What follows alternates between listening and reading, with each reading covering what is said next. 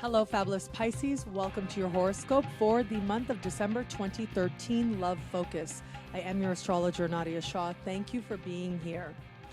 This month, where it comes to love, I do think that, especially at the beginning of the month, as I talked about in the general overview, there is a lot of focus on this idea of your goals and what you're aiming for. It's a very big picture, especially as we start the month.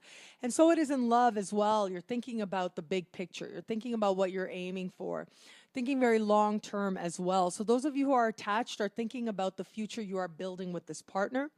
Those of you who are not attached, are open, are making decisions from a place of thinking big picture and where this is actually going.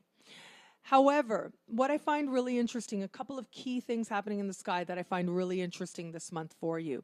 One, of course, is I would be remiss if I didn't say Venus is going to begin going retrograde, is going to begin her backwards motion in the sky this month in the energy we start the new year with. So I would advise you to watch your 2014 year ahead love horoscope for more about that, because I do want to focus specifically on what's happening this month, but take that as part of the context in which the events this month transpire. But what's also really interesting about what's happening this month is you've got Mercury and Neptune, your ruling planet, currently in your sign, sort of forming an interesting conversation. And this conversation has to do with tension, and it has to do with really words, communication, making clear how off you are from your ideal.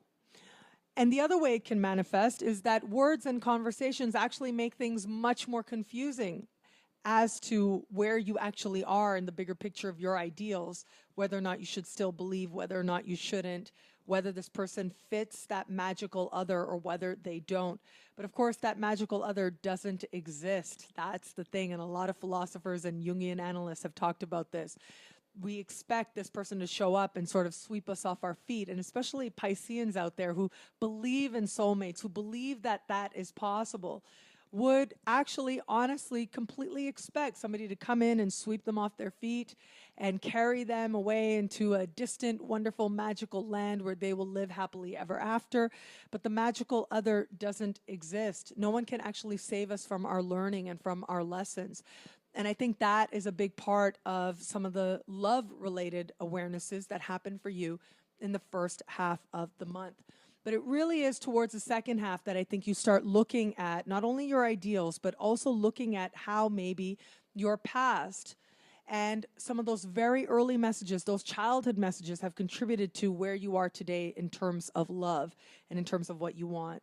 In particular, you may hear some news of a love from the past, especially a love that has to do with one of your very first loves from childhood, if you will.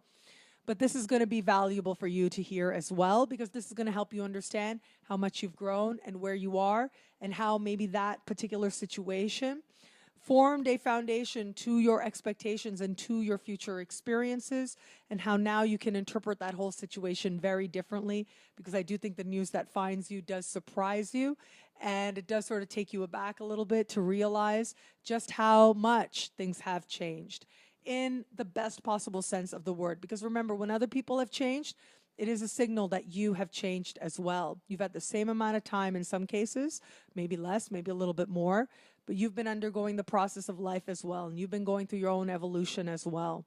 As I look at the last few years of your life, in particular, I consider the last decade of your life and all the events that have taken place in the sky for you, you can't help but have changed. You can't help but have evolved from who you were to who you are now. And who you are now is different, and what you need in love is different as well. And I think you're going to appreciate that. Whether you're in an established alliance and you need that interaction to evolve, you're feeling a little confused by your partner and you need that clarity, the clarity will come, but you just want to be a little patient and be willing to talk. But words might actually get in the way in the first part of the month. But keep those shared goals in mind, and you'll find yourself slowly moving towards them. And those of you who are open to love are going to find yourself having a bit of a reality check, but being very grateful for it, immediately being very grateful for it. So keep in mind, you may not always be seeing things very clearly in the first part of the month, but it's all part of a larger plan moving you towards greater love. Thank you for watching. It'll be a great month. Be fabulous and enjoy.